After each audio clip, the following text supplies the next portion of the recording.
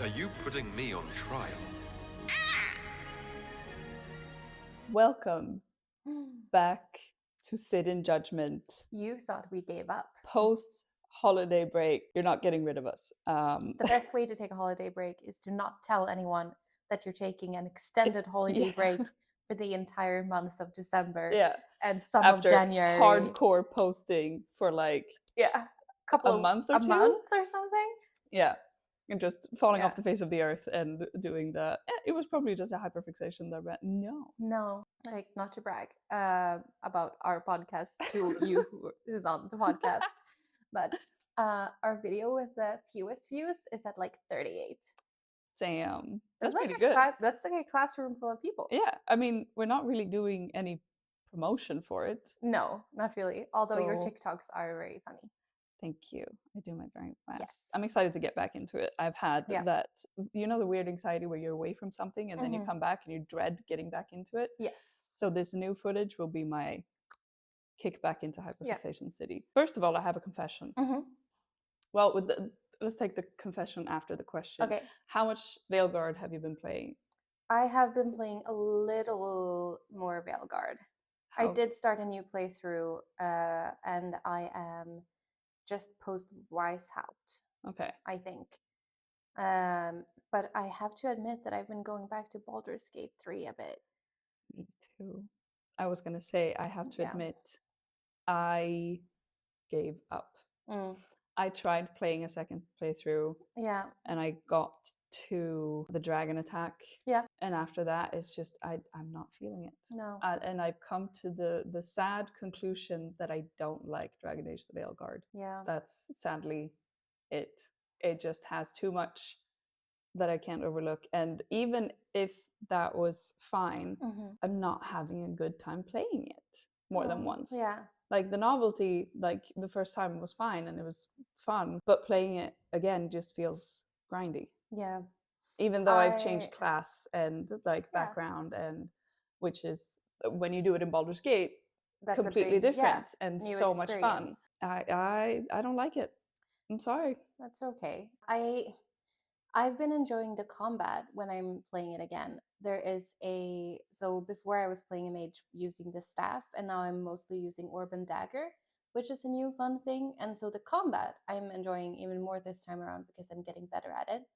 But I do find that replaying the smaller, and the big missions are fun, but the smaller character missions and quests, like again, like doing Balara's brother's thing, those elements, like pure dialogue, little things, I'm really struggling with those this time around. I feel like they all kind of play out the same. Yeah. And there's nothing that really, but you have to do them, right? Because you have to build your team. Yeah, and it's they like have grinding for the faction strengths. Yes, exactly. I think that was what took me out when I looked at the little chart and it was all 1 star. So I'm like, I can't. No. I'm not having fun enough for this to be a thing. I am enjoying, this is a full spoiler podcast, by the way. I have been enjoying doing Blighted Treviso. I mean, it's heartbreaking, but it's pretty different. And I'm enjoying getting to see a new side of Neve. Nev, thank you. Neve is the guy from Catfish. Oh, yeah. Honestly, I was catfished by Dragon Age the Veilguard. But I am kind of like, I'm romancing Davrin this time around. And I am enjoying that. But I'm kind of obsessed with Emmerich. I love Emmerich. I really want to romance Emmerich once. At least once I want to just do like a full Emmerich romance with like a weirdo character. Like a real weird girl. The girl in the back of the class who eats her hair. Yeah. Exactly. Like that's who I want to be romancing Emmerich. I feel like that's the vibe I get from most people's Worn Watchers in the best way possible. Exactly. Like no shade at all. I love that vibe, but I think most of them are just like unhinged. So I would say that I still like the game, but I am struggling with replaying it, and that hasn't been the case for me with any other Dragon Age game. Exactly. And I saw someone say, I'm sorry, I don't remember, on Reddit maybe, or maybe it was TikTok, I don't remember. Oh, it was screenshots of a Twitter thread, but it was someone who was saying that it seems like it's trying so hard to be a BioWare game, a Dragon Age game, that it loses itself. Yeah. And that it feels the need to keep telling you how, like, look, this choice, Yeah. like this mattered, but they use it inconsistently, and that's something I had thought about when I was playing it the first time, and so seeing someone else point it out was helpful. Like, for example, it's so inconsistent. At first, I noticed that I thought that it was going to be that you get that notification almost that you made a choice. I thought you were going to get that for every decision that could have a future impact at Yeah. first. And then I realized that's not the case. And then, like, that's why when I told Lucan is my favorite drink and that thing popped up, I Yeah. thought that it would mean something. But it's just no matter if you're romancing him or not, he just mentions that you like that drink, and it's like, he remembered that you like this drink. Like, yeah, but that, I don't care. Like, also, you didn't need to tell me that. Yeah. I remember when I played this a couple of hours ago. And so sometimes it's things that they really don't need to point out that this is a consequence of a choice I made. And sometimes it's not, they don't do that notification thing at all. So it's like, please use it consistently. Yeah, because here's the thing Yeah. with the whole like dialogue, and I know we talked about this in previous episodes as well, where it's, you can tell it's dialogue, option to to the dialogue, Yeah. specific response, and then it bleeds into a conclusion that is the same regardless of what you chose to Yes. respond. And I really like, yes, that happens in Baldur's Gate 2 sometimes, but not to the same extent. Yeah. It's just not doing it for me. No, I know. It's not doing it for me, and it feels, there's nothing that I can say that's new and Yeah. like inspiring, or I don't like the game because when I like a game, I hyperfixate. Yes. That is why I have so many hours in Dragon Age Origins, And I which have the also same with proves that it's not Inquisition, about what yeah. it looks like. It could look like whatever, because it's not about the look. Yeah. Even though that is also a point. But just I shouldn't have to force myself to play a Dragon Age game because it's never happened before. No. So we'll see. I think I need some time away from the Veilguard to be able to enjoy it again, specifically because of the like mandatory character interactions, because they're just like, when you do them again, they're not that fun. And so I wish I could almost fast forward through them a lot of the time. But it's the story and characters, that's what I like in a game. yeah, That's what I care about the most. Like, I'm not a big combat person, but somehow that's almost my favorite thing about the Veilguard. So I'll say, I wouldn't say I don't like it, but I would say that I really liked it on my first playthrough, but I'm struggling with replaying it. yeah. So I think we haven't discussed this before, but I feel like this is probably going to be our last Veilguard focused episode, and then we'll talk more general Dragon Age, and then eventually maybe start replaying the games and start from Origins. Exactly. I had the same exact train of thought, where it's like, this is probably the last few, and then we'll just mention it in bypassing when we play through the other games. Yes, exactly. So I started trying to repair my sad Dragon Age. Jesus Christ. It's I downloaded because I'm having an issue where the game crashes when I try to leave. Yeah, Origins, obviously. Yeah. When I try to leave for Ostagar, it crashes. So I went, okay, I'll download the patch. And I downloaded the patch and I installed the patch, and lo and behold, it worked. I am in Ostagar, but it's black. It's a black screen, and I hear King Kalen and I hear Duncan, and I can choose dialogue, but there's nothing on screen. That's concerning. Makes it hard to play, huh? It makes it hard to play, and I am not a tech savvy person. So when I look up, like, this is a common glitch that, or like problem that people are having because it's a memory leak or something. I don't know. I don't get it. And they're like, here's what you do. It's super easy. And they show all of these fucking steps. I'm like, I am going to do irreparable damage to my PC if I try this. So at one point, I'm going to damsel in distress this situation and just say, here's a video, Hayden. Yeah. Here's my computer. Please fix it for me. I think that's a good call. So yeah, it might take a while for us to figure out how to get Origins working on both our computers. Luckily, we can yap anyway. Yeah, exactly. We never run out of things to talk about. However, this episode, I am going to read a summarized Twitter thread that talks about the Reddit AMA with the Dragon Age developers. And it is... I have not read it. Exactly. Not the thread and not the AMA. I'm going in blind. I have looked a little bit into it, but not too much. And this is the account at Prof Decarius on Twitter or X that made this lovely summary. I feel like at this point I'm refusing to call XX out of spite. Exactly. Toward Elon Musk. Yeah. But yes, I'm sorry. Yeah. Keep going. This is dated 4th of December.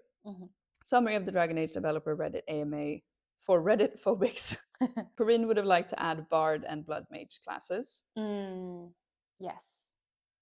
Well, a Bard class, like a Dragon Age Bard, I'm assuming. Yeah, so like a rogue subtype. Exactly, which is Bard. also a very fun twist of the Bard, which I really enjoy.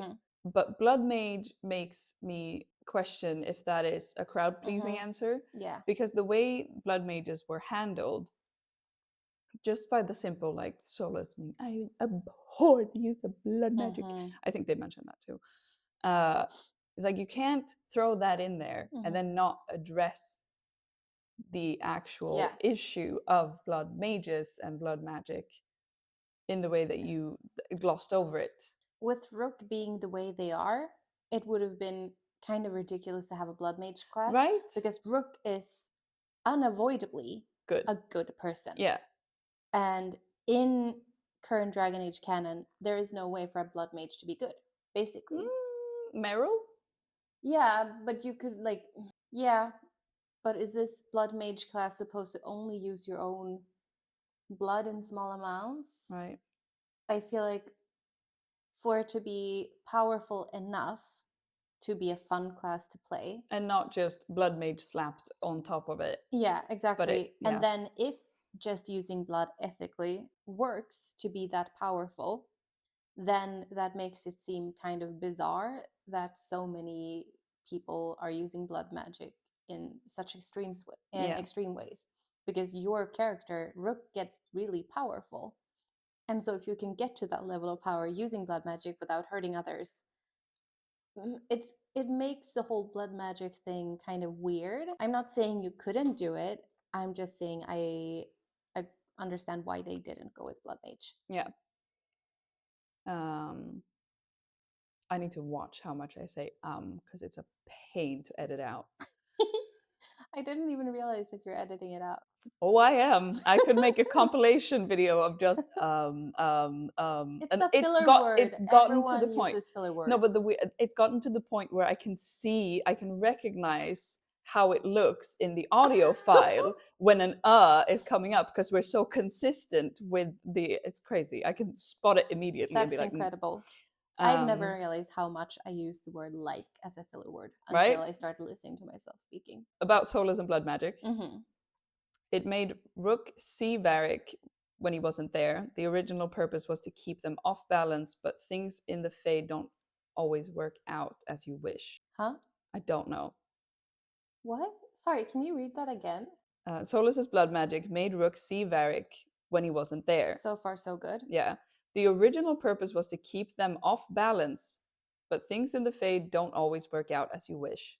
But, okay, that doesn't make sense to me. I don't really understand. Is the implication Varric was supposed to be there? Like, Solas made it so that Varric appeared there, and he was supposed to puppeteer this vision of Varric to keep Rook kind of from gaining too much power and, like...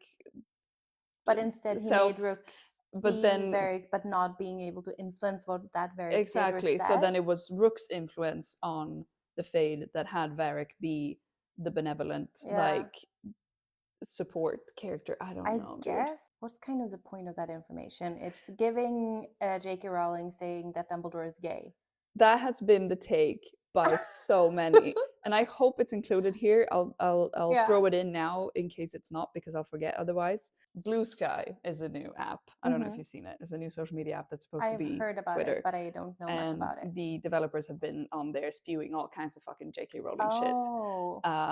Not the transphobia though. No, thank God. That's good. But one of the things where the reason why no one asks Rook about Varric is that Nev and Harding go around telling people not to ask. Now, like, what what would have been great? Put that in the game then. Putting it in the fucking game. That doesn't make... If it's not in the game, it doesn't matter. It doesn't matter.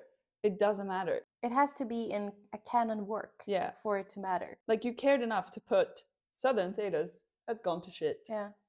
That's in there. What the F, guys? Why couldn't you just... What the F? Like, if that is what you... Because I think it's oh shit, we didn't think about this. Yes. And then you just come up with an answer that... Yeah, J.K. Rowling stuff. Exactly. Because if the intention was there from the beginning, then you would have had a note that you find saying like, I know we're all worried about Rook, but please refrain from blah, blah, blah, blah, blah, blah. But we don't. No, I prefer the Neil Gaiman way of handling non-canon things, which is, that's a nice theory. I'm not going to confirm it. It's not in the book, so it's not canon. Exactly. But also, wouldn't it make more sense if they're going around being like, oh, we need to be careful around Rook? Invite me to the book club. Yeah. Take my mind off things by having me read smut. Yeah. Also, it would have been so easy to do that because you always catch people talking. Couldn't they have been talking about like Rook and being concerned? I'm sure they could have done it without breaking the illusion that maybe Varric is alive. Southern Thedas has been pretty radically altered. And then Professor Dekari says, AKA, it's a shithole now. I mean, if you ask Tevinter, it always was. Regarding the rest of the Evenuriers, they've purposely left their status vague, but at best, they're a shadow of their former selves, and at worst, they're dead. Do you not know what you're talking about with your own franchise? What do you mean, best case scenario, they're a shadow of their former self? Is it best and worst case scenario for them? Is that what they mean? Yeah, okay. But still, it's a lot of these answers from what I've seen so far, they talk almost as if the game is an entity of itself and they have no control over it. And it also sounds like everyone is just sharing their own headcanon. Kinda. But presenting it as maybe facts. Okay. Yeah. Sure. The devs don't plan on establishing a hard canon going forward. They know people have pointed out stuff that seemed canonized choices, but those are oversights and not really intentional. Brackets, LMAO. Yeah. Because what else can you say about that? Did they not have like a continuity person?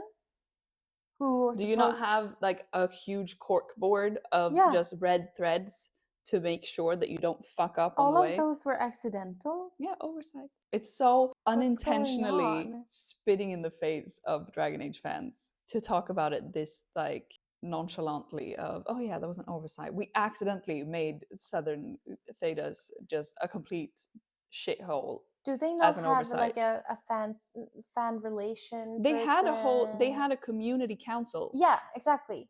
That would have been great to have here, because I feel like they are making things worse. Yeah. By doing this, because so far most of these responses have been like, huh? They don't really make sense.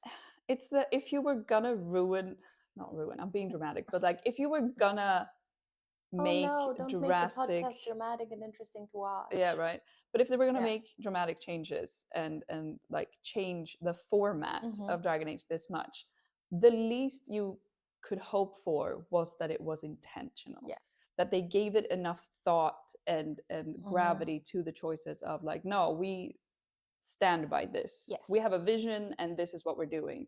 This makes it feel like it was just an arts and craft project by 5 kids in the back of the classroom. That's just, it makes me frustrated. They view the story as complete and are not planning further story content. Any further Dragon Age games, or just the Veilguard? Unclear. I think it's about DLCs. Okay, that's fine. Whether Rook will return or not is too early to say. I guess. I don't really care. I'm realizing. I don't care that much about, like, I loved my Rook. Yeah. But not enough to see her again. Yeah. Regarding content they would have liked to spend more time on, John Epler says, the Antom ideally would have loved to have the Ben Hasrath be a possible faction. Oh no. Corinne Bush says, going deeper on the romances and import choices. Yes, obviously. Yeah. What's your take on the Ben Hasrath thing? Do you think that would have made sense as a faction? I feel like the way they wrote the Veilguard, it would have been you start in the Ben Hasrath and then you inevitably go Talbashoth. Yes. I don't see a way to play Veilguard where you can stay Ben Hasrath. I think, but if you had that and maybe some sort of blood mage related faction and the blood mage class, that could have contributed to a darker, more varied Veilguard, I think. Yeah, but then you would have had to put the energy into making Rook a possibly more morally gray character. Exactly. But I think that's what we've established. It's one of the things we feel the Veilguard is lacking, right? Yeah. How all of the even should be shady factions are presented as Yeah. just straight up good. Yeah. Like the Crows. Like if they were, but that's the thing, right? Like if they include the Ben Hasrath and then nerf them the way that they nerf the Crows, it would just be another thing to be mad about. Yes. So I think with the game the way it is and Rook the way they are, it would not have worked well, at least with Rook staying Ben Hasrath, but it would have maybe worked and been interesting in a different Veilguard. Yeah. In the Veilguard we would have wanted. Yes. Is it set in stone that we will not be getting any DLC? Correct. Okay. Thank you. There are no plans to increase the character save limit on console. That won't be a problem because no one will be replaying your game. How many characters are the limit now? Do you know? No. I think there's 100 on PC. Okay. Yeah. Also, I don't really feel like I need a DLC. Like some fun DLC, like the Citadel style. Yeah. With like fun shenanigans with the companions, sure. But I don't really feel the need for a story DLC. No. Not for that part of Thedas. Anyway, a new game, maybe, yeah, but not focusing on that part of Thedas again. Yeah, no. A fun wedding planning. Yeah. Yeah, I'd play that, I guess. But I don't feel the need for any DLC. Ooh, maybe you and your fiance get kidnapped by like a weird love spirit that makes you quest to reunite before the wedding. I miss the prison break. Yeah. The prison break in Dragon Age Origins is one of my favorite quests in any video game ever because of partly because you can go, I'll wait for my comrades to save me, which is a terrible choice. Yes. If that was like, yeah. The level of trust. The level of trust. It's fun to do it from the breaking out side. And it's even more fun seeing all of the different combinations of your companions. Like the way they scripted the dialogue for each and every combination of companions is I think my favorite one is either, I can't pick a favorite. My favorite one is one of my favorites is definitely Leliana and Morgan. Yes, when they pretend to be Chantry exactly, sisters, and she's that's just a like, good one. Lord, forgive these sinning. So like, she's so unconvincing. I love it. I love it. Yeah. I also really like an unappreciated like goldmine is Sten. Yes. And the Mabari. That's good stuff. Obviously, Severon and Severon and anyone, but Severon and Win. What's his name? Ogren. Oh God! I haven't seen that version. I think amazing. I think Severon does it. Maybe he doesn't do it with someone else, but with Ogren, it's like we are the incredible twins from the circus. Yeah, it's great. That's your man. But I would have liked a prison break. I was going to say episode, but a prison break mission as a DLC. Yeah, that would have been fun. Because it's kind of like the Mark of the Assassin. Also, right? From Dragon Age 2. We need Isabel. Yeah, we do. For this. Yes. I know Hawk's sister calls her a bitch. That's good stuff. That's what I know. Regarding why Lucanus isn't willing to romance Rook, if Minrathous is saved, but is still willing to romance Nev. He's a passionate man and can't overlook that it was Rook's decision, but it hasn't dimmed his passions, which is why he ultimately still pursues Nev. But then why doesn't he do that for Rook? This is the thing, right? Is it again that Lucanus is just way more into Nev? I've seen, and I love that, I can't remember her name. I'll try and link it down below because it's like one of my favorite Dragon Age accounts of all time, because a TikToker made a comment about this where they're like, oh, Rook, like Lucanus is the same towards Rook, whether he's you're not thinking with portals. And I went, I'm sat, I'm listening. And it's because Lucanus is in love with Rook regardless. And he still pursues Nev as like a, that's why he's more comfortable flirting with Nev in such a more obvious way, because he doesn't care in the same way. Is their take. And I love that take. It makes me feel better. Yeah. For sure. I don't think it was intentional. No. But I'll take it. Yeah, that's a better way honestly. to explain it, because otherwise it just seems like Lucanus is dating Rook because Rook is really into Lucanus and he doesn't mind. Yeah. But I still don't like that out of all of the companions and all of the side characters that they have, Nev is the one that he romances if you choose Minrathous, because she is the personification of Minrathous. Yeah, she is. Why is it me? Yeah. Why is it my fault? Why won't you like date me, but you will date the person that will literally always, there will be a guilt and a like resentment of, I don't know, it doesn't make sense to me at all. And like, I guess, it hasn't dimmed his passions. What do you mean? I He's guess a virgin. Yeah. Canonically, he is a virgin. Exactly. I guess you could argue that with Nev, it's so obvious because it is her city. But with Rook, depending on which faction you choose, obviously, Rook is an outsider who has to make a choice. But what if I'm a shadow dragon? Yeah, exactly. That doesn't take into account those options. Like maybe you're a shadow dragon or whatever. So it doesn't really save it. No, actually, I got nothing. I like where you were going, but some things that were cut, trimming down the faction story quests and explorable areas. Why though? Like the explorable areas, sure. Yeah, sure. I would have liked actual Minrathous and not Docktown, because we've been taught like that feels like, also, I'm sorry. But the concept art that we got very early on of Minrathous, where it looks kind of like a glittering cave of like neon lights, and that is obviously Minrathous. Yes. Because it sure as hell ain't Docktown. I was catfished by Veilguard. Like, why do they send us to like just the docks or like the suburbs, or like just let me see the fun, cool, nice, pretty city, like where people go to hang out or spend time or whatever, but like not just the back streets and the dock area. Why can't I go to the big thing in the... the Archon's palace. Exactly, thank you. To the big thing. The big thing in the sky. Because that's not where the last... Maybe that is where the last battle is, actually. Actually, I think it might be. I think it might be. Also, let me see it without the battle. I think that if you choose to save Minrathous, there's more Tevinter stuff too, with the Archon and the palace. I've seen this really cool like noir scene, basically, where there's a jazz club and a singer and all that jazz. That's cool. Yeah, that looks really cool. Yeah, because I think you can make Dorian the Archon if you save Minrathous. Gay rights. Yeah. Some things. Okay, are you ready? Haircut. Yeah. Okay. Are you ready to be frustrated? Yes. Some things that they fought not to be cut. What would you think that they fought hard to keep in the game? That is in the game. Is it Tasha's No, tell me. The Hall of Valor.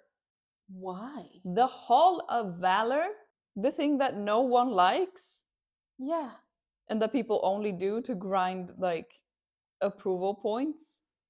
That's unnecessary. It made me pissed. Why did they fight to keep that? They fought to keep the Hall of Valor, probably because they're so proud of the combat.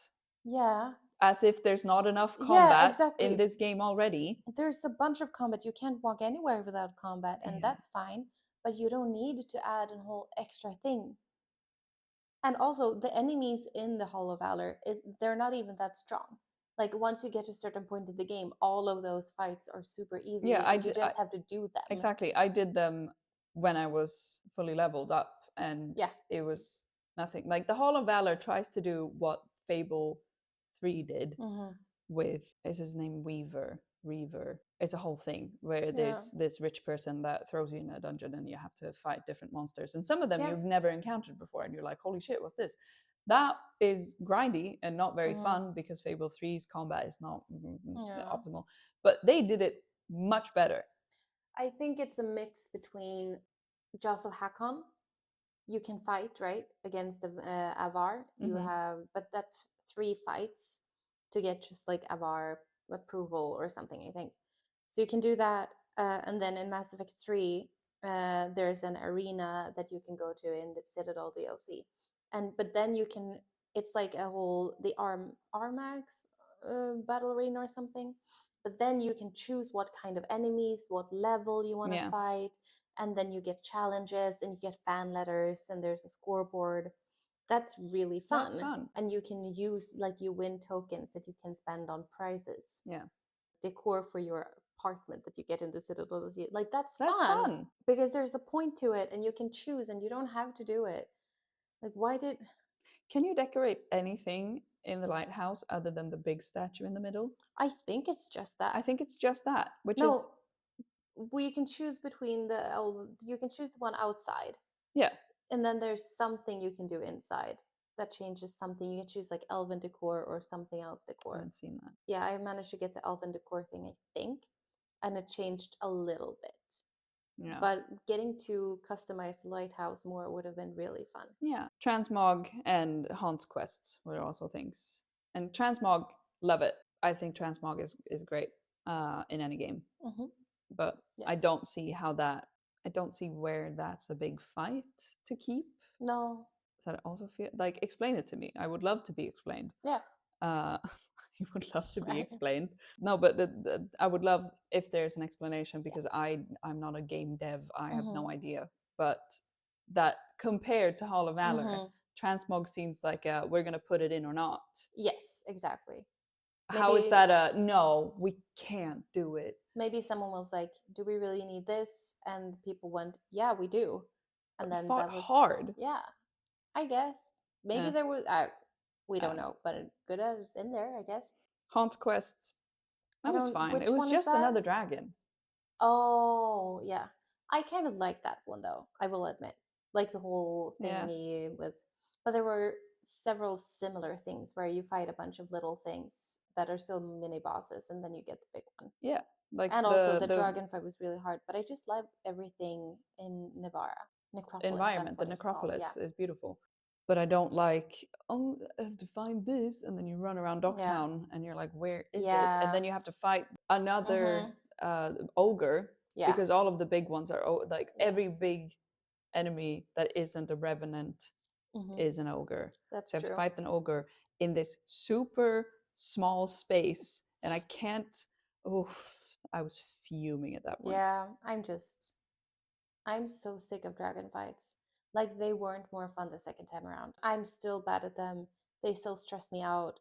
I still just want them to be over. Yeah, because when they do the slide thing, I hate it. I hate it. Stop doing the sliding thing. Leave me alone. Just let me attack, please. because that's what I like about Inquisition. Yeah, is that there's one mandatory, depending on how you chose in the previous games. There's one mandatory dragon fight. And also, the dragons, when you fight them, they don't all lunge at you constantly. They go for the current biggest threat, usually the fighters, and then they have distance attacks that they use, like breathing fire or making electricity circles or whatever. But they don't just like jump at you faster than you can dodge all the time. They mostly focus on whoever's actively hitting them with a sword nearby, which is great because that enables me to be a distance fighter, which is what that class is built for. Yeah. I'm very passionate about how much I hate the dragon fights. Most things I'm like, now let's be reasonable here, but not with the dragon fights. Let me skip them. Yeah, but that's also, to me, that reads probably. Yeah. To me, that reads as, you can't mod anyway because you're on console. To me, it reads as good game, hard, make hard fight, good game. Yeah.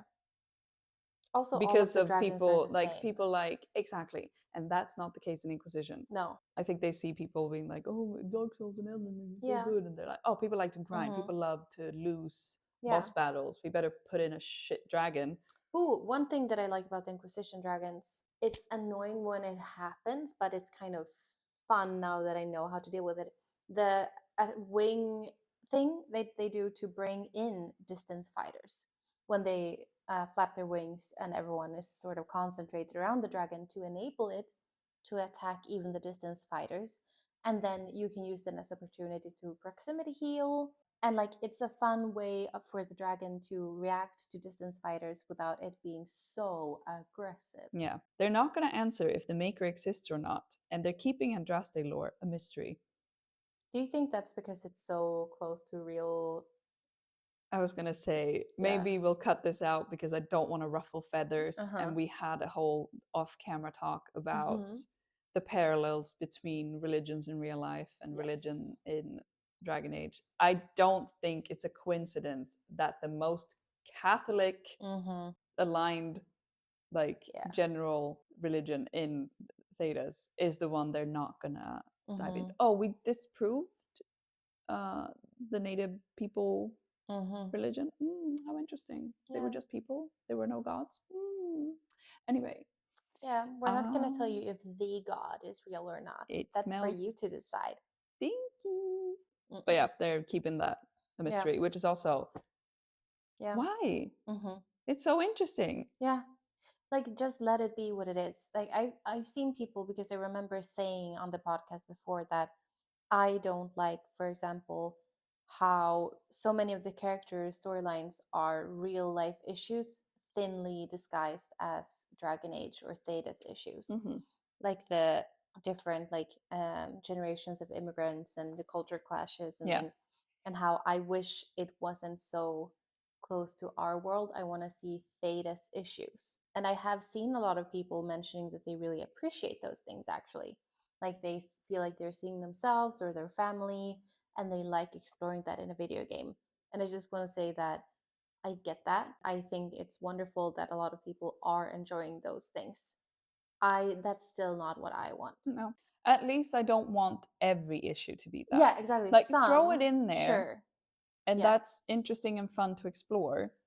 But I don't like that all of the missions No. feel like that. All of the missions feel like they deal with something that is from the real world. Yes. And not, like Alistair is the bastard prince and needs to like that's not something that anyone can relate to. No, I think. or like Cassandra's storyline with the Seekers. Oh, I love that one. And that's really interesting, and it's so Theta specific, but still at the core of it, it's a human issue, right? Because she really believed in this organization and this religion, and she has been deceived and let down, and she's trying to decide if she's going to turn away from that, or if she's going to help turn it into what she thought it was and improve it.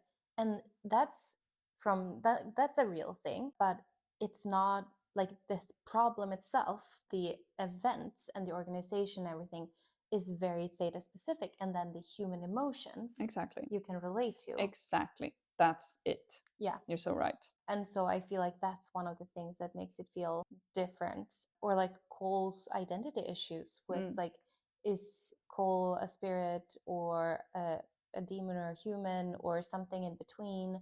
And how do you figure out who you are and who you want to be? And there's a lot of humanity and relatable things and philosophy in there, but it's also about a half spirit person who's trying to decide. Yeah. Like again, you have the very Theda's reality of the situation, and then the ways of thinking about that you can relate to. Yeah.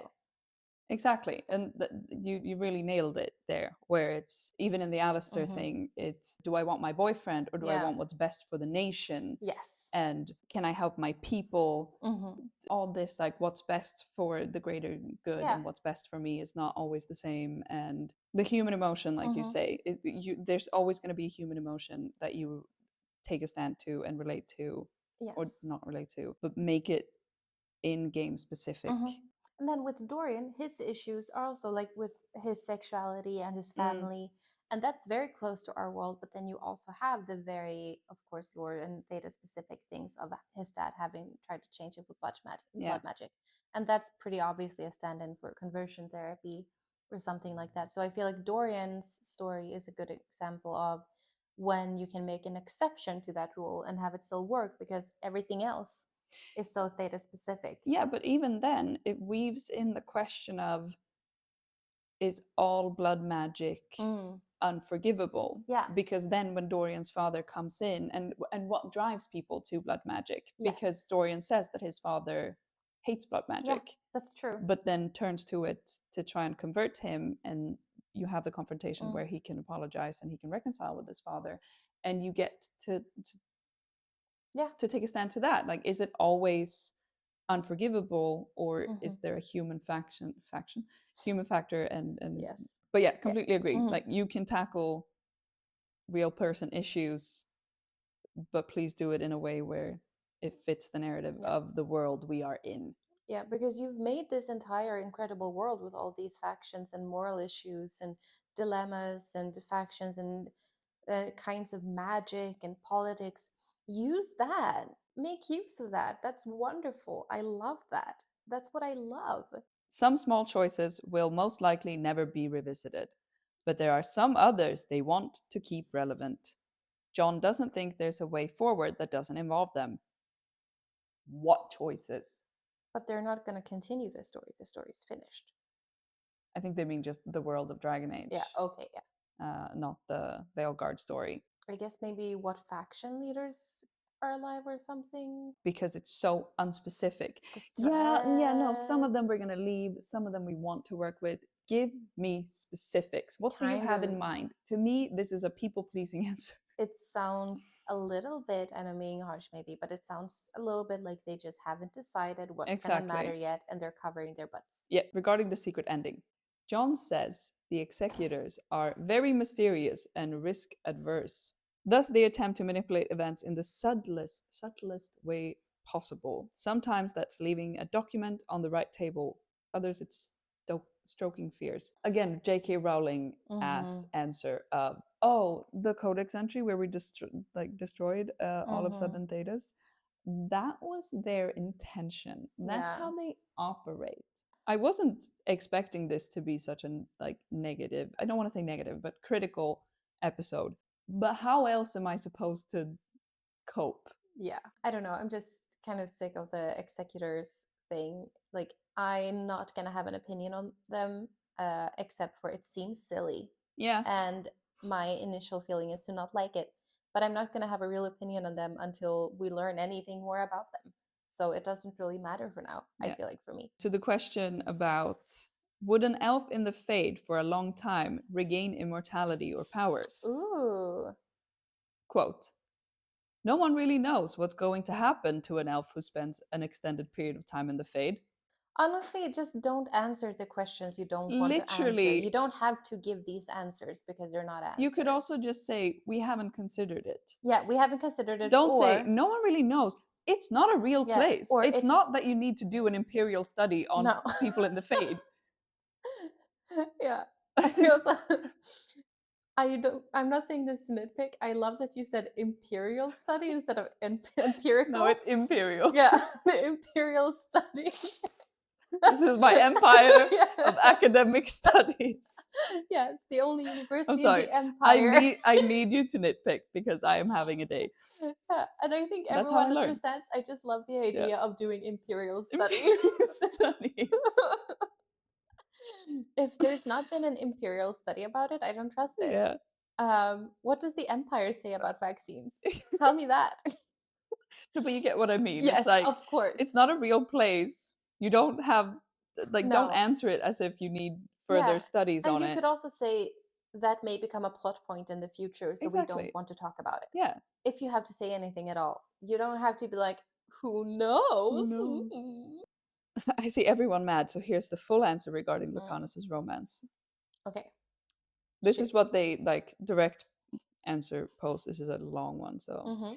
Lucanus is a deeply passionate individual, and rightly or wrongly can't overlook that it was Rook's decision as the leader of the Veilguard to support Minrathous, when so many lives were bound to be lost in Treviso. Okay, but sorry, keep going.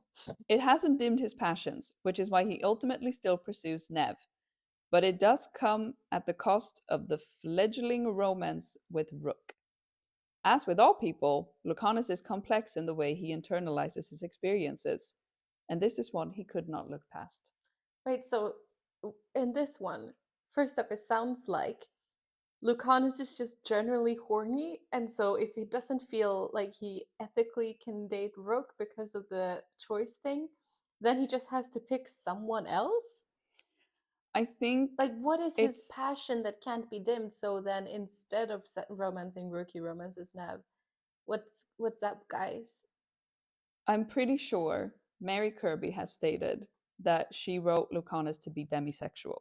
Okay. So it makes sense that it's not a like general horniness and it's moral compass. I guess it's I'm shutting you down and won't connect to you emotionally, therefore can't you know? Yeah. I still think it's bullshit.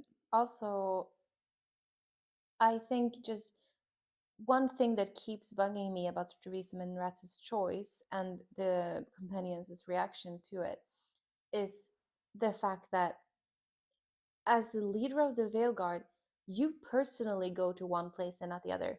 But other people in the Veilguard still go to the other place. Yeah, you don't send. And you don't bring firepower. You're still pretty low level at this point. Like, honestly, I don't understand why it would make such a huge difference, because it's not like you're bringing everyone.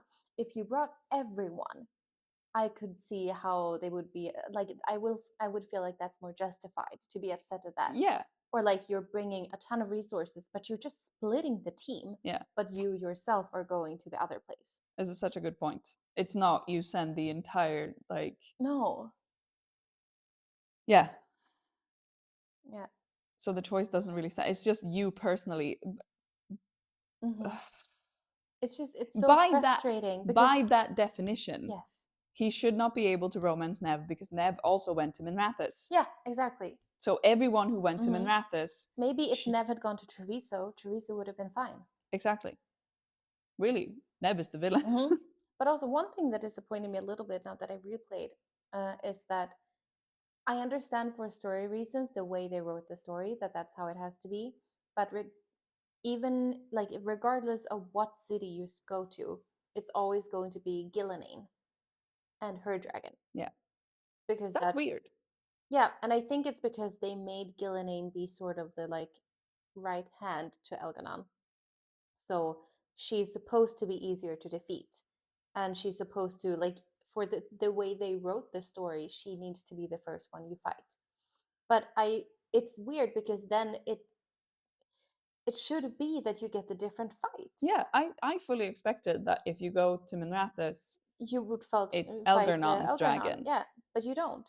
It's always Gillenane and her dragon. So the fight is identical. Even you could have just swapped out the dragons. Yeah. Like it can still be Gillenane. Yeah. But a different dragon. Yes, exactly. But no, it's the same. Oh, that's so bad. Boo. I think this is the one that fucks me up the most. Okay. By the end of Dragon Age of the Veilguard, Minrathous is the diplomatic hub of Thedas. Of Thedas? Of Thedas. Diplomatic? The town built on slaves and blood magic is the diplomatic hub of Thedas. But, okay, so if you choose to save Minrathous, and you make Dorian be the Archon, and what's her name? His friend, Mayvaris. Yes, Mayvaris. Like, and she's also, or maybe she's the Archon and Dorian is her. I don't know. Anyway, one of them is the Archon. I'm sorry, I don't remember this. I haven't played this version of it yet. I guess that's one thing, because if Dorian has a lot of political power and he's very fond of Southern Thedas and stuff, but it's still weird. Like, what do you mean? Because it's still by the end of Dragon Age: The Veilguard. I'm sorry, I don't remember there being like, and there's a 10-year skip, and now Minrathous is. It's by the end of Veilguard, so it happens instantaneously as you finish the game. Just gotten rid of the Venatori. Yeah. Like you just also in some playthroughs, in my playthrough, Minrathous is fucked. Yeah. Like, and now all of a sudden it's the diplomatic hub. Is this meant to be like, is saving Minrathous the default, the canon choice then? And even so, there's just too much history, And Dorian is the underdog, right? Yeah. In Tevinter, trying to make it better than it is. It was They that literally fixed during the Veilguard? They literally say, if you don't go to Minrathous, the Venatori will capitalize. Yeah. But it's still the diplomatic hub. It pissed me off. Again, with the making everything just be straight up good. How is it the diplomatic hub? How? Again, with the J.K. Rowling stuff. If you look at the history of Thedas and the history of Minrathous, it is built. It is made. It's ingrained to it. Blood magic and slavery. Yeah. Hundreds and hundreds of years of blood magic and slavery and Yes. corruption and mage supremacy. And that's part of the entire culture. Exactly. And they haven't abolished slavery. There's the social classes in Minrathous is literally mage, non-mage, slave. Yeah. It's a whole section. What are they called? The Soporati. Yeah. Right? You have a whole class, a name for people who are not mages. And they can advance to a certain level in society, and then they can't anymore. And then you have the different mage levels as well. Exactly. And it's just so bizarre because you haven't seen any societal change at Tevinter throughout the Veilguard. No, if anything, it got worse, didn't it? Yeah, exactly. And I don't know because I still haven't finished my saving Minrathous playthrough, but I have a hard time imagining that during the second half of the game, now that I'm playing it, there's going to be so much high-level societal and legal change that it's going to make Minrathous the diplomatic hub of all of Thedas. Come on. Yeah.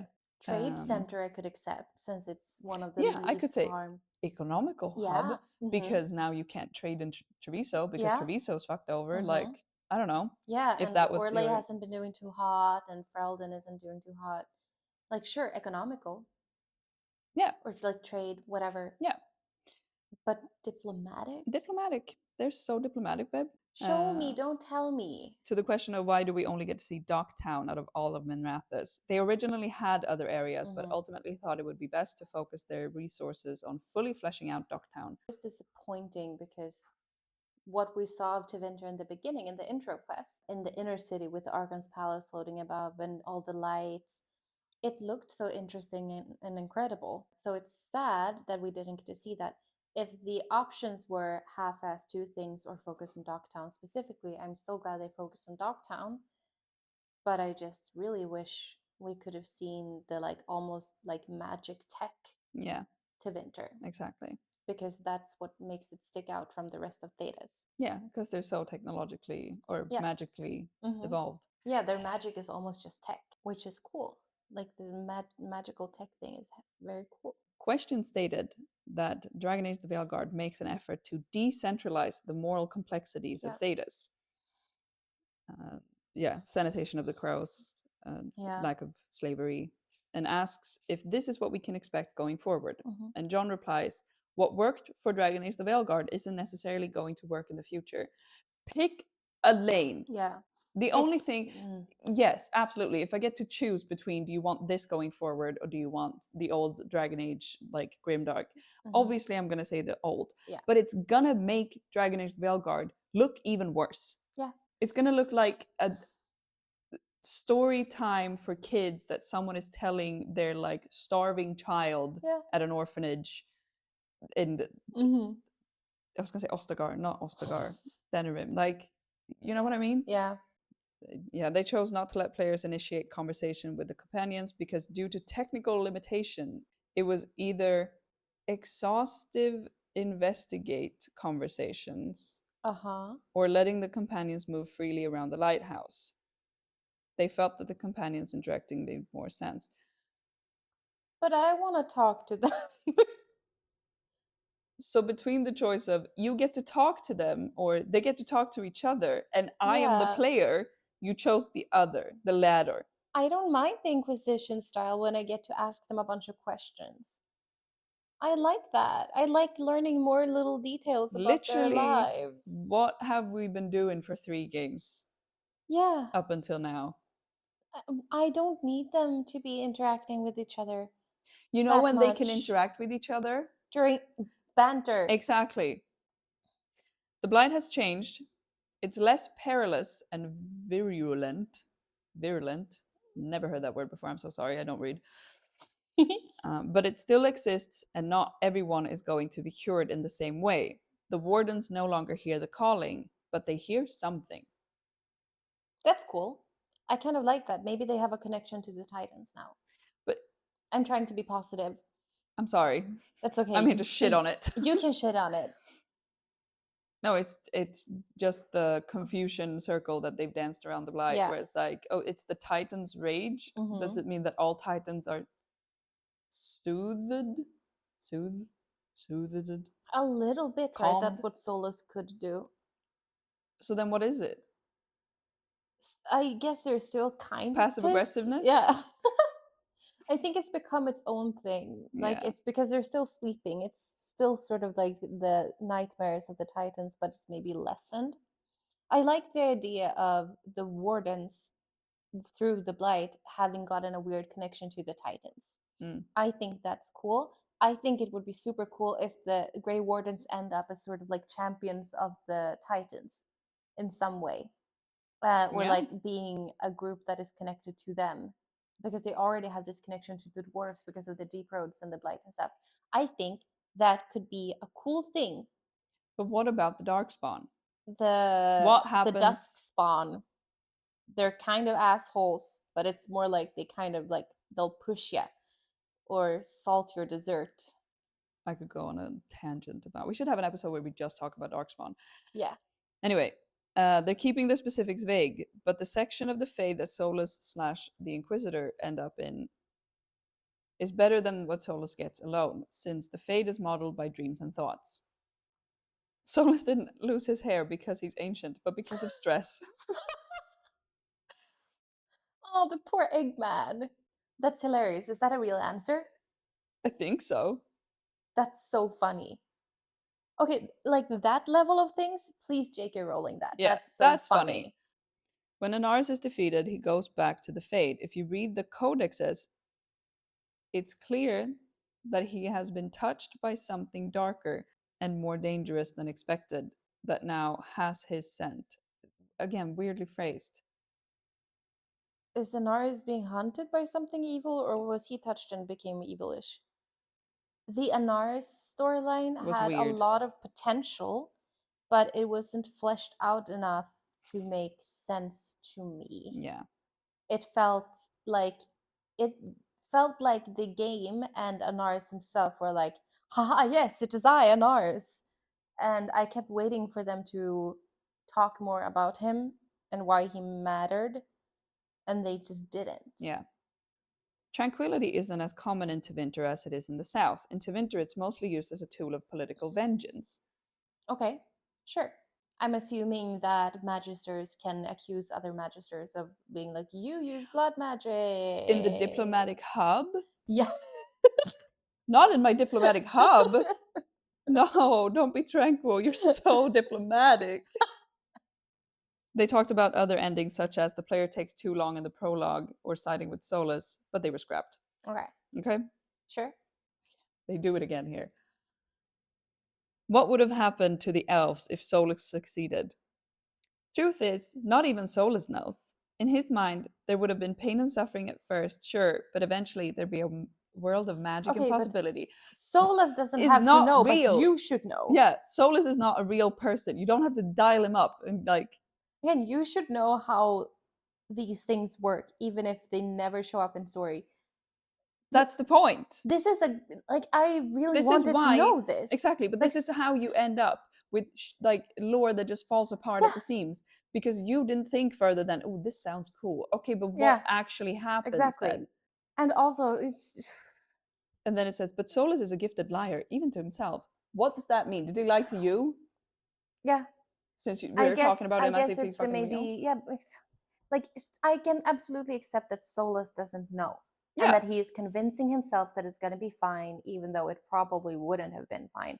But then tell me what would have happened. Exactly. Because this isn't going to happen now. We have established that this is not happening. I don't think this is going to be a future plot point. So you have nothing to lose by telling us this. And if you don't know, please establish something but you genuinely don't know. Like, what if you say, like, actually, everything would have been dope? Yeah, exactly. And we're like, shit, now that won't happen. Yeah. But you saying, truth is, no one really knows. Not even Solas knows. You should know. Like, are you his manager? You should know. Are you his PR rep? Yeah, right?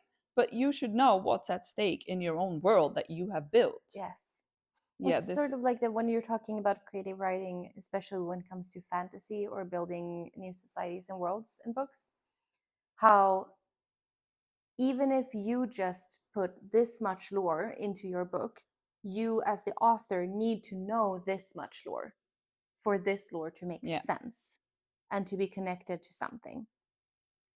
And I feel like in this case, with a lot of these things, they have only done this. And if you ask them about anything outside, they don't know. They don't have to tell us everything, but they should know. Fenrir's agents aren't present because in some point between Trespasser and Dragon Age the Veilguard, Solas severed his connection with them. Their motivations and his were different, and he had no real regard for their lives or their goals.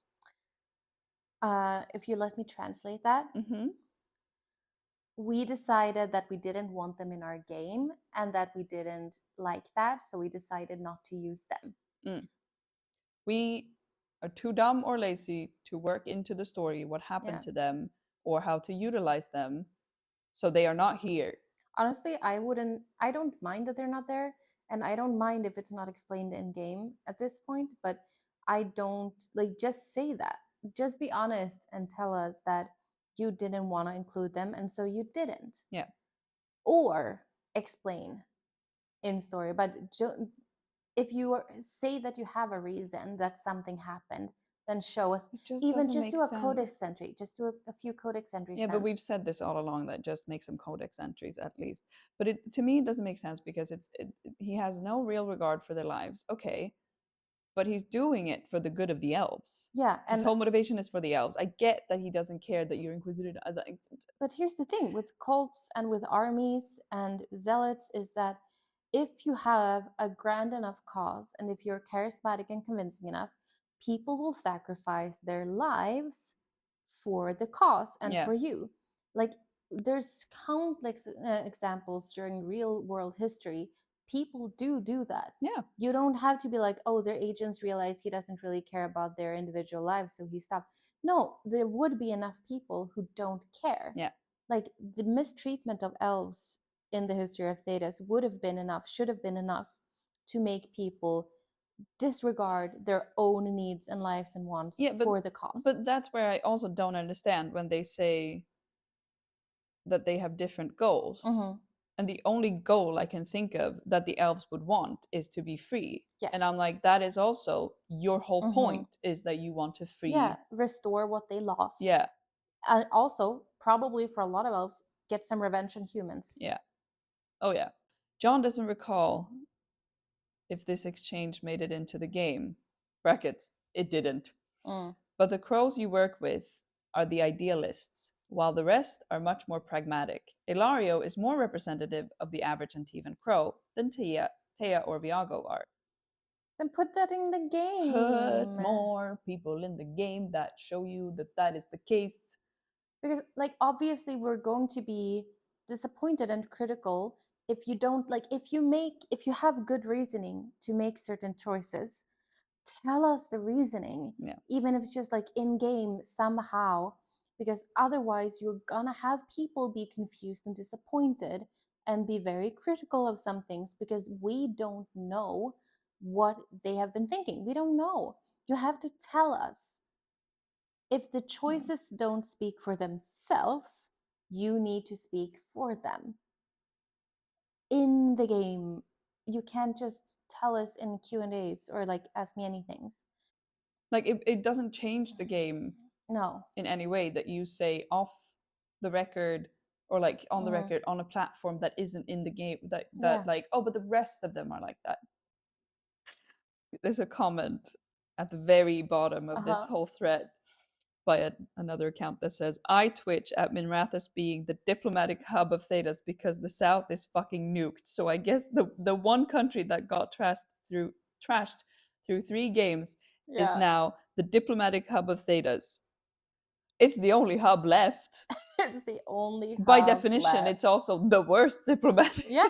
Like, One last thing.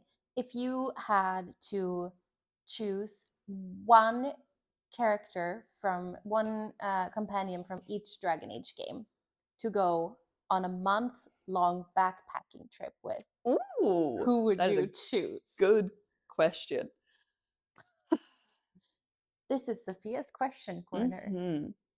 Okay, let's start with Origins. Yeah, I'm think it's between Alistair and Zevran, Mhm. honestly, because Morgan, I mean, Morgan would be like practical, but she would be so bitchy. Yeah. I'm a sensitive lady. Love Morgan. Mhm. Zevran would have good stories to pass the time. Yeah. Alistair can cook, even though he says it's not good, but he can cook. He can carry my stuff. He's a gentleman. And he's funny. Yeah. I feel like Wynn would be not a good choice. I would have to carry her stuff. Yeah, She's 40 exactly. and ancient at the Yeah. same time. Also, it's wild that Wynn is only 40. I know. That's hilarious. I know. to me. BioWare said we hate women. Yeah, they said we have never seen a woman above the age of 30. Yeah. But yeah, okay. I think I would also choose, I think either Alistair or Zevran. I think Zevran could become annoying. I feel like he could get whiny, but so could Alistair.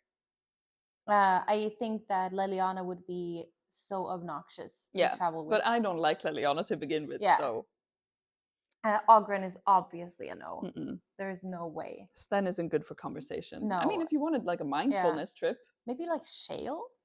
Oh, I love Shale. Piggyback ride. Yeah. I love Shale.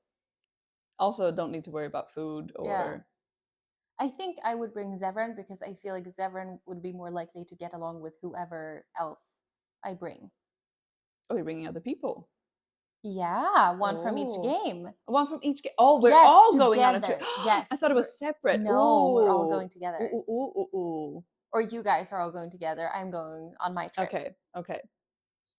I mean, I'm also assuming that this is operating on a dog is always here mod. Yeah, where sure. bark spawn is just, of course, included. Yes, of course. Yeah, I'm gonna say Alistair for now. Mm-hmm. Dragon Age 2, Isabella. Yes. Because she's gonna teach me card games. And make everyone hilariously uncomfortable. And she can survive in I love Isabella from Dragon Age 2. Dragon Age the Veilguard doesn't have Isabella in it, actually. Did you know? She never shows up even once. It's crazy. I love Fenris. I would never choose him for this. Oh my god, the whiniest person ever. Actually, from 2, I think I would choose Varric. Oh. Yeah. Severin and Varric are my first 2. I mean, you can canonically have a threesome with Alistair and Isabella in Dragon Age 1 or Dragon Age Origins. You mean Severin? Not Alistair and Isabella. Severin and Isabella. Severin and Isabella. Yes. Alistair is the one who goes, oh, I don't know. Yeah. But yes, you can. You can. Oh, you're going to have a fun I forgot about Varric. I forgot that he actually premieres. You can pick him from Inquisition. I can. You're so right. Oh, but I want to... The thing is, I love Dorian. He would be hell. He would. Because he's already hell if you take him anywhere in Inquisition. He goes, it's too sandy, it's too muddy, it's too wintery, it's too summery. I love Cassandra, though. I would want to bring Cassandra. Okay, I'm changing it. I'm bringing Varric. From 2. And Cassandra from Inquisition. Who are you bringing from Inquisition? It's going to be all guys, which is a little bit boring. Oh no, my harem. No. But I would bring Colin. Colin feels like such a hiking guy. And I feel like he would also help carry stuff. And he can be fun and chill when he wants to be. Yeah. I feel like he would just be helpful to have in that environment. And I think Zevran would be teasing him nonstop, which would be funny for me to watch. True. Yeah. I feel like Cassandra is she does hiking and camping, but in a survival mode.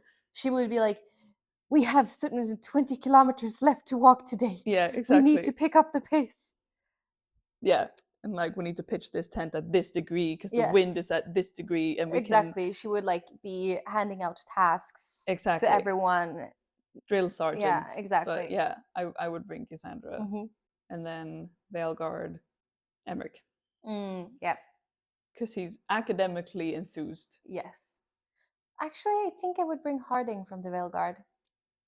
I think she would be lovely to have on a hike. I have to talk about Harding from Veilguard, because do you know why she is so not like Harding in Inquisition? Different writer? It's because she was originally supposed to be Dagna. Oh my god. And that makes so much sense. It does.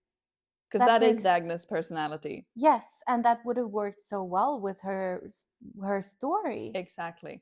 And the magic and the runes and stuff. Yep. Now I'm sad we didn't get that. Right? Like, you can't That's just take a character and crazy. slap another character's face on it No. and say... That's bizarre. But I think they probably did it for the bond between like Varric and Harding. Yeah, and also because everyone really loved Harding. And I did too. I love Harding. I love Harding in Inquisition. Yeah, exactly. But I think she would be very fun to bring on a hike. I think she would be cheerful. She likes plants. I think we could have fun conversations. And it would be nice to have at least one other woman with me on the hike. Yeah. So I think that would be it. And she and Varric get along well. I think she would find Severin hilarious. And then while they're off having fun chat, I can flirt with Cullen and we can look at the sunset. Oh, that sounds like a lovely camping trip. I think I went for the chaos. Yeah, I think yours would be funnier. Mine would make a better beach episode. Yes, it would. Absolutely. I think chaotic mix would be to have Morgan and Cassandra. Ooh. Because Morgan is a witch of the wilds. I think they would debate. Yes. Oh, that would be so fun. They would each have very strong feelings of how you're supposed to do things, and they would be very different. They would make 2 different camps and try to win you over. Yes. That would be so funny. Morgan would curse Cassandra's camp to smell like wet socks or something. And on this chaotic trip, I want Fenris. Yeah. Fenris would love glamping, I think. Fenris would not like the sleeping in the dirt, and he would pretend like he doesn't care. He would hate how much he loves to glamp. Yes, exactly. Yeah. Yeah. And so I would like to bring Morgan, Fenris, Cassandra, and then I'm leaning towards Emmerich. Yeah. Just because it would be fun. And I think Cassandra doesn't like Mortalitasi, and she doesn't really like the Navarre and death thing. She doesn't like her home country. I think having Emmerich be there and constantly be bugging her. Yeah. Also because of her royal connection. Exactly. Of your family, and we. Yeah. He wants to bond about being Navarran. Yeah. And necromancy and stuff. And she would just be like, someone save me from this. Yeah. Fenris would be mad all the time. Cassandra and Morgan would just be arguing non-stop. I feel like Fenris and Morgan would be just chugging wine in their camp every night. Yeah. Emmerich would be in Cassandra's camp and she would hate it.